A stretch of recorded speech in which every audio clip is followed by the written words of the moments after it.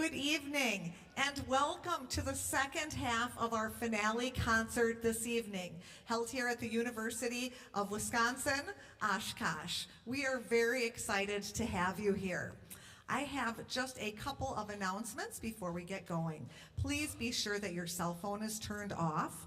And also, all performances this weekend will be recorded, and links will be sent to your director that they can then forward on to you. Also, this is being live streamed right now, so you are able to view that on the UW Oshkosh Music YouTube page. One other thing I want to let you know about is just outside the auditorium doors, you will notice an empty drum.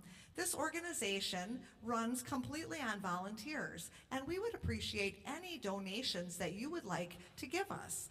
In fact, we're going to be doing something very cool in 2 years. We are going to be commissioning a new piece of music. And at our convention, which will be at UW Whitewater, we will be the intercollegiate band will be performing the world's premiere of Bolero Bot, which is a concept piece being designed by conductor, composer, and music educator Erica Svano. She's a Wisconsin native and thrilled to partner with us in a consortium project. If you would like to donate toward that, any money you'd like to, you could put in that drum. We would super appreciate it. So now, I need to just thank some people. I'm not going to go through everyone again because we sort of had everyone stand up if you were here earlier, but a huge thank you to our board of directors of the WCBA.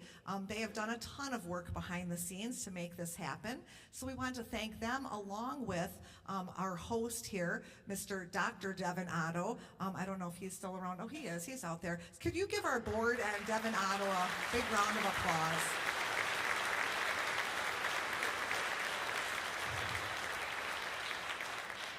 We really appreciate them. I'd also like to thank, again, the music teachers in the audience. So if you're a music teacher, would you stand up and we'll give you a round of applause? If you're a music teacher.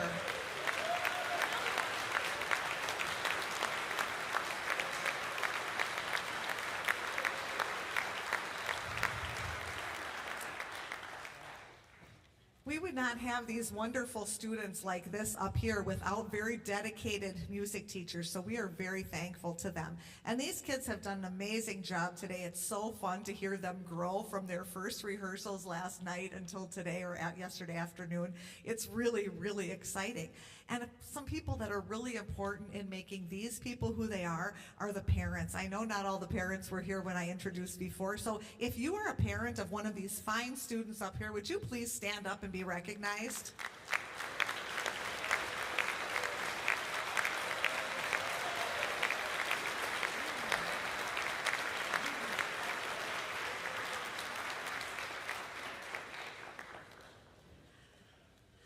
Well, now, to introduce this final performing group and their conductor, please help me welcome Mr. Monty Dunham, retired director of bands for the Westby School District and our All-State High School Band Coordinator.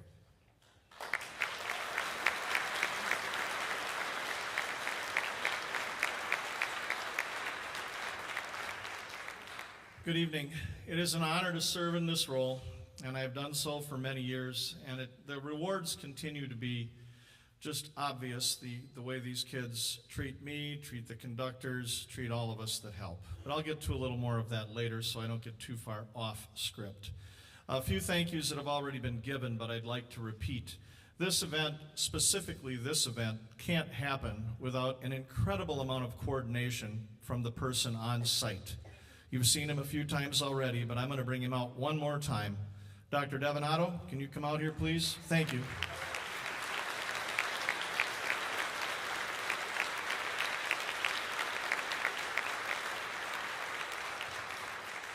Things you don't know, making sure the bus was on time last night and this morning, making sure the food was when it should have been ready, making sure the building was open, making sure the percussion, you get the idea. Devin has coordinated all of that just perfectly for us and much appreciated.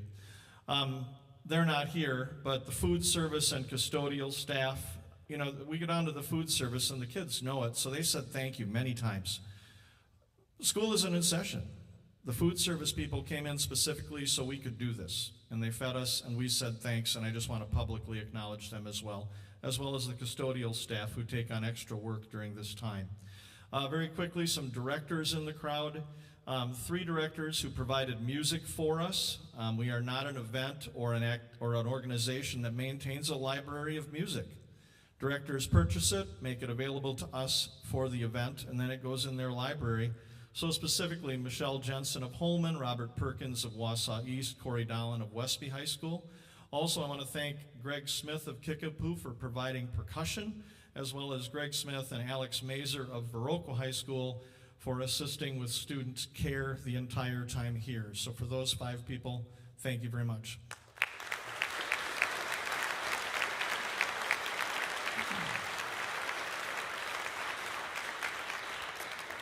Band directors and parents, you've already been thanked. I will just simply say thank you again. This event goes through the band director. The band director, member of our organization, recommends these students. This is not an application these kids can find online and apply for and do this event on their own.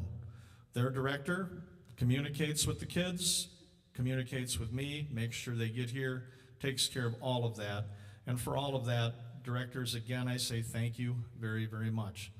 Parents, again, thank you. They wouldn't be here, that's an obvious statement, without you, but they wouldn't be as good as they are without you making the sacrifices that you make on a daily basis for them. I know they appreciate it. I'm just going to acknowledge that again. Now, I hope I don't get too far down the road here. I'll try to keep this brief. But there are 79 students on the stage in front of you. We haven't held this event since 2020. I've been doing it for a long time. So I can tell you there was a little bit of anxiety based on the state of the entire music education field in our country recovering from COVID. These kids have been through a lot. We came back together yesterday for the first time since 2020. Different kids, obviously. Not knowing what the state of music and the state of COVID and the state of everything that we've been through, how that would impact the group. Social, emotional, we've heard those words a lot. And we've had some kids here very open about everything that's gone on in their lives, and it's been a pleasure to get to know them. And we've all taken care of each other very well. And I can only assure you that this experience, from my viewpoint, has been every bit of what the other experience was. I know Joe will tell you, as will I. We've made some good friends here. You guys are like weird or something, you know that? No, we're taking pictures with Joe tonight, and some of these guys want pictures with me. I'm like, okay, I've been yelling at you more than I've been helping, but that's cool. You know, and we're just having a good time. And there's a couple of them that are especially harassful, and that's fine. Yeah, thanks. Max is here. Yep, we are. Okay, this is good. But everything they've been through, and they've come back, and they've made an honors ensemble that is challenging to everyone in the ensemble, is rewarding to everybody in the ensemble, and I think you'll enjoy everything that they do. So please help me in thanking them for everything that they've done to get here tonight, and for all their perseverance to maintain the quality of music education in our state that has been that high for so long.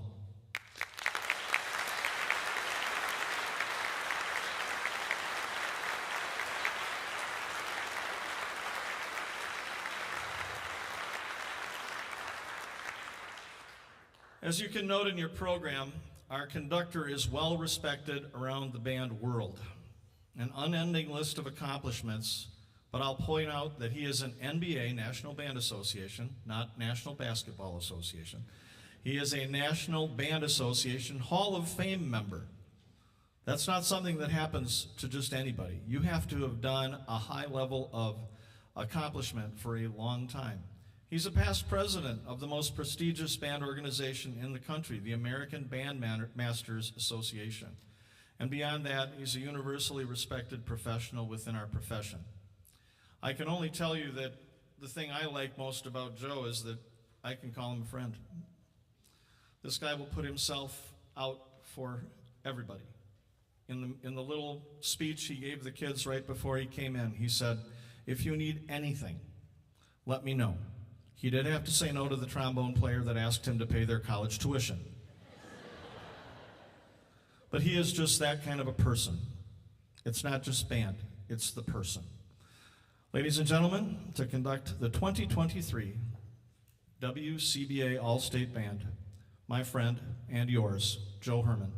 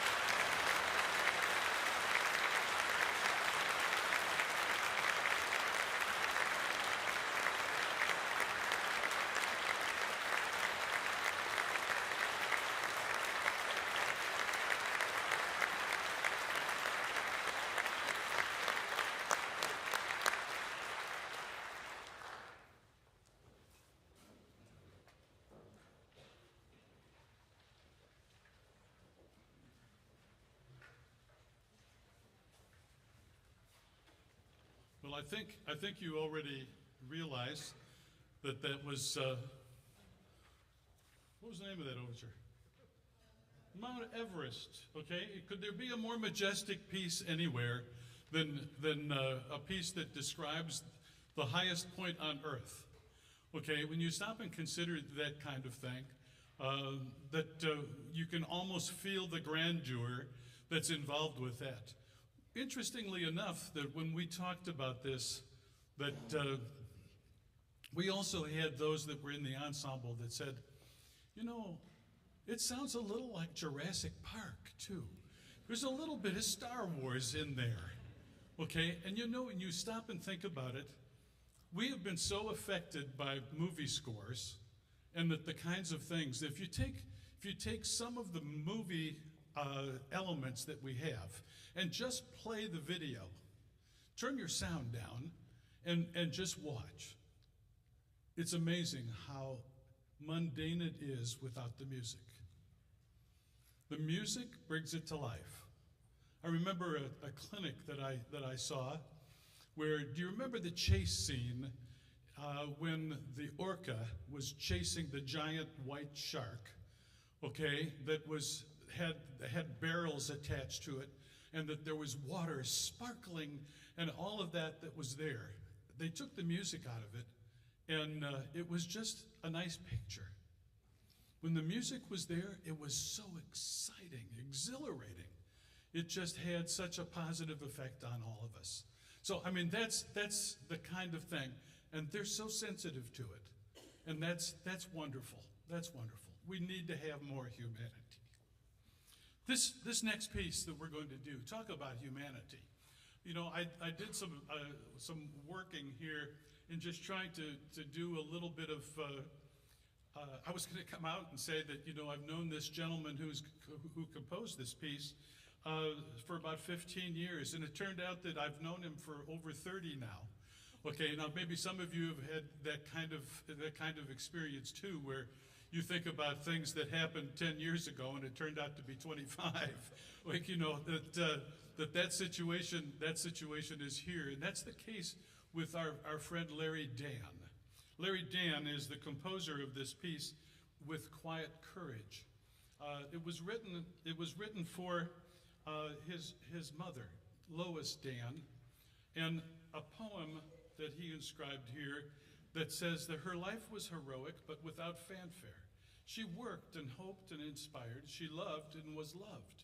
Her life was a noble song of quiet courage. And this, I think you're going to really enjoy this piece. It's very moving.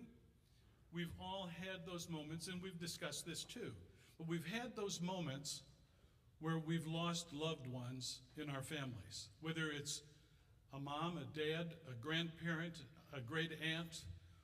What happens to, even with our pets, that there are loved ones that teach us about grieving. But the one thing that keeps it all right is the fact that our memories help defeat the mourning and give us the memories that give us hope. Larry Dan's With Quiet Courage.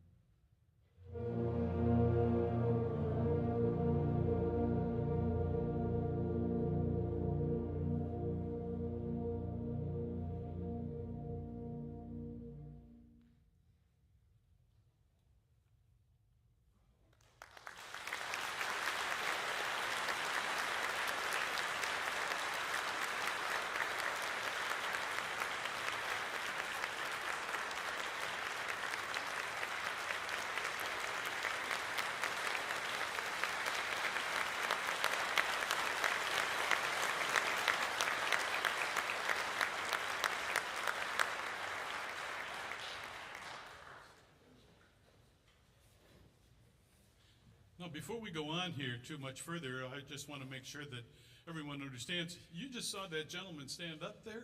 That's Larry Dan. Okay, this is a guy who he's done it all. He spent most of his career teaching in New Glarus, Wisconsin.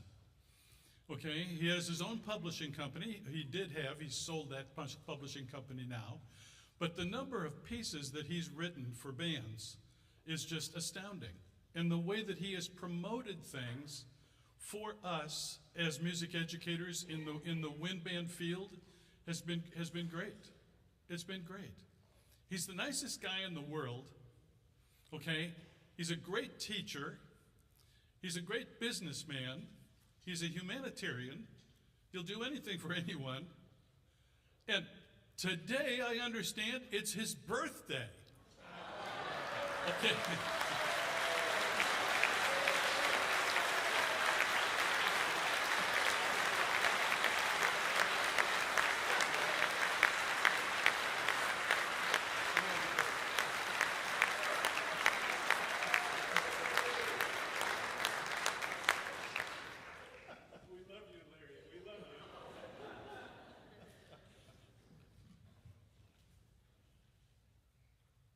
We're going to follow with our march. And ladies and gentlemen, this is a pretty special march, okay? It was a part of the television series Victory at Sea back in the 1950s. And I know I can see from the people that are out there, some of you remember that, okay? I'm proud to say that I did too, that this Victory at Sea was on NBC and PBS. And that there was one march in there that was such an ennobling march that celebrated the first offensive battle of the war in the Pacific, and that was the battle at Guadalcanal. The Guadalcanal March is a wonderful memento of the kind of courage and stamina that we had from all of the men and women that were there. We all remember December 7, 1941, when the Empire of Japan attacked Pearl Harbor. And we remember perhaps in June of 1942, where we were successful in defending Midway Island. But on August 7 of 1942, after the Battle of Midway, lasting from August 7 until February 9 of 1943, the first major offensive against the Empire of Japan was Guadalcanal. Imagine these statistics. On the US side, 7,100 died. On the Japanese side, 19,200. We lost 29 ships, they lost 38. We lost 615 airplanes, they lost 700. This was a victory over the Japanese that thought that they were invincible, that they reduced our fleet in the Pacific to next to nothing. And yet we were able to prove that this, for them, they recognized was the beginning of the end. Richard Rogers' march from Victory at Sea, Guadalcanal March.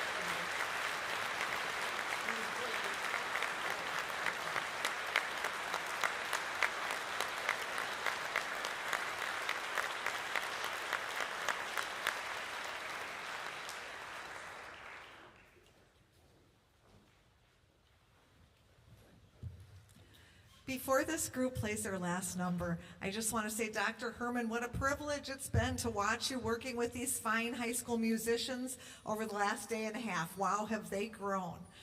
Students, congratulations on a fantastic performance so far this evening. Give them another round of applause. Nice job.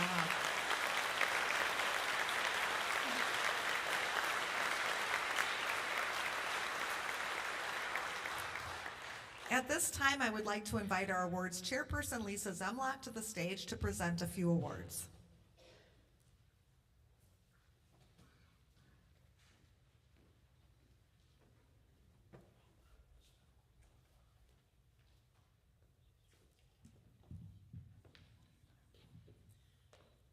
It's really a pleasure to have Dr. Herman back here again. This is his second time conducting our high school all-state band, and it's really a pleasure to have him.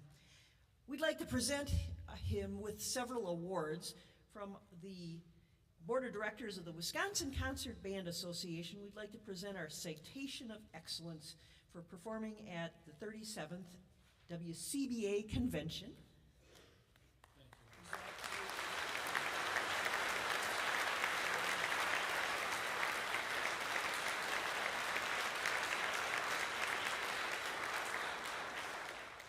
And we'd like to also present him with a plaque in recognition of our 37th convention. Thank you so much for coming back to Wisconsin.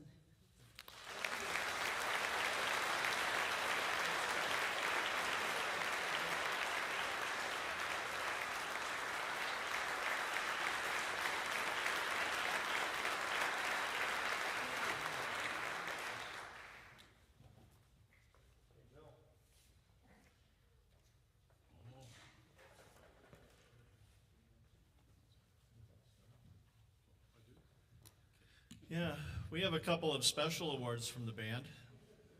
I have Vanna here to help me. So Vanna, make your way up. First off, every member of the band signed one of this year's t-shirts for Larry Dan, because Larry's so special to all of us, and he came up and talked to him today.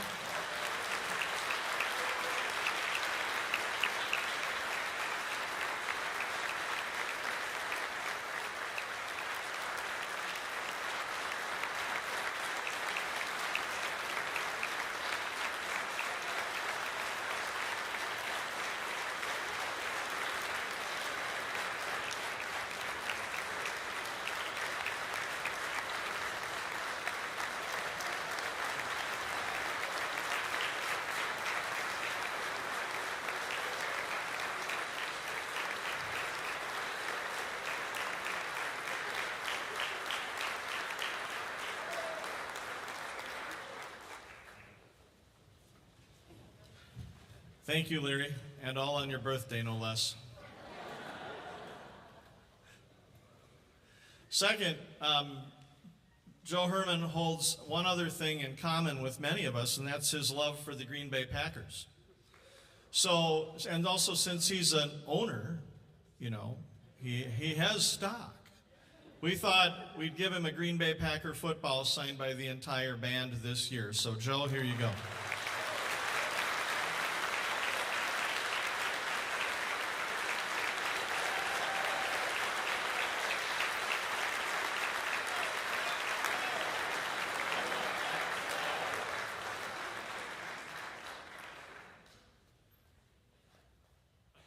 That's incredible.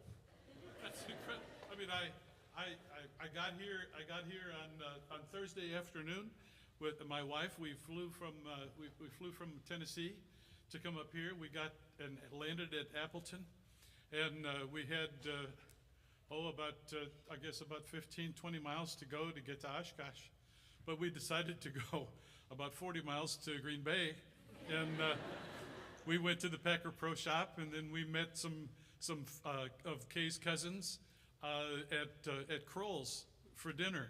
Okay, you all know Kroll's, right? Oh yeah, it makes your mouth water right now, doesn't it? There's no question about it. Okay, one of the most extraordinary things. I'll just tell you a quick family story. My oldest daughter is married to a young man who happens to be a Viking fan. Yeah, okay. But he had some time before Christmas, he decided that he was going to just ask Amy, what would she rather do, go to the Vatican or go to Lambeau? And she said, Lambeau, of course. And so she got a Christmas present from her husband for 2 tickets to Lambeau to watch the Packers against the Vikings. And of course, Davis thought, of course, the Vikings were going to murder the Packers this year, okay, and he wore his Viking jersey and everything else. But we know how that turned out, right? Yeah, that was really good.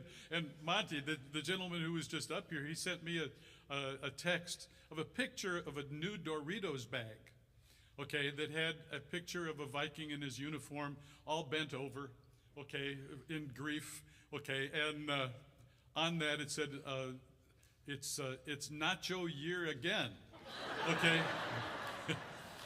But the best part of it is in the lower left-hand corner in gold letters. It said, "Careful, contents of this bag contains a choking hazard." But my wife was born in Madison, and she lived for a time in Green Bay. So this is no foreign place to me. We love Wisconsin. We love the things that are here. We love especially the people, and of course the Green Bay Packers. We're now proud stockholders, and now I've got a Packer football with all of your signatures on it. Wow, that's great. That's terrific. Ladies and gentlemen, we're going to close our program with the 2 movement excerpts, okay, from Pineapple Pal. Okay, now there's a number of things that I have to say that I'm trying to foster a true understanding here. But Pineapple Pal is frequently amongst the band director set called Pineapple Poll, P-O-L-L, like a ballot poll where you go to get you cast your ballots, you go to the polls, okay, P-O-L-L, okay, but it is in fact Pal, because it's Polly, okay, that is being talked about in this ballet, which is a bit of a comic spoof, all right, that there was a ship called the HMS Hot Cross Buns, okay, and it had a captain of that ship who was a very handsome, dashing man, and Pal and a number of her compatriots, all women, that they had their designs on this captain, and they put together this whole thing. The men that were mates on the ship left or were sent away, but the women all dressed as men, and during this ballet, even the audience isn't clued in on this until much later in the ballet, that the mates of the ship are all women, and that the captain is their target. Okay, well, there's several dances from this, and this is so beautifully done by Charles Macris, okay, who took the music of Arthur Sullivan and put this together. We're going to do 2 movements. One is Jasper's Dance, a beautiful singular solo dance that is very expressive, and then the grand finale to the actual ballet itself. And I think you'll enjoy Pineapple Pal, and I think that you will probably want to listen to all of that music at some point. I hope you do. If we can find humor and we can find all kinds of things in our life right now that buoy us up, that's good. I have to say that this evening I said to the ensemble here downstairs that it was hard to imagine that the first time we got together was yesterday at 2 o'clock. That this is a group that is exceptionally talented. They've been so well trained by their band directors. They've been so well supported by mom and dad and grandma and grandpa and aunts and uncles and all of those that were able to withstand the squeaking and squawking and the sounds that took place when they were in 5th grade, and to come to this point now, where here as 9, 10, 11, and 12th graders, that they're playing with such precision and such professional quality, that I'm so proud of these students and what they've done. And all of the things that we see in the newspaper and on television and on the radio, that we see that there's an awful lot of things that say that the young people aren't to be trusted. But I would say that I think you probably agree. I think the future is in good hands if we're talking to people like this. So, you know, it's been a delight for me. I'm very fortunate to be able to go and conduct these kinds of things on various weekends, get on an airplane, get in the car, do whatever, and go to some far-flung place, work with people that I've never met before, and play with a band that's never existed before and will never exist again, okay?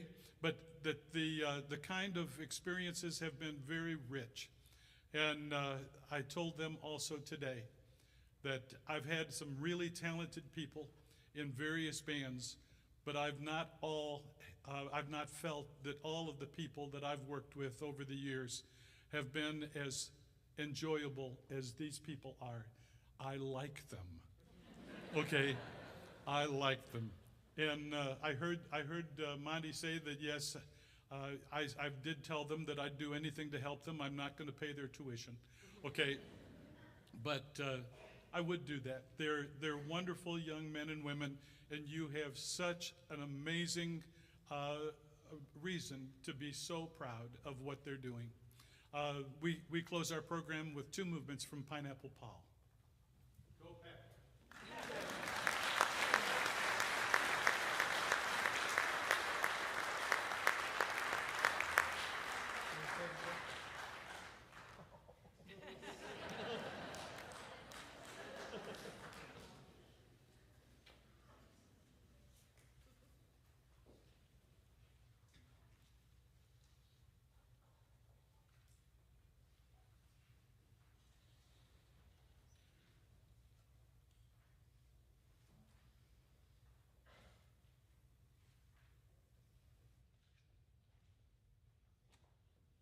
I really don't read music anyway, so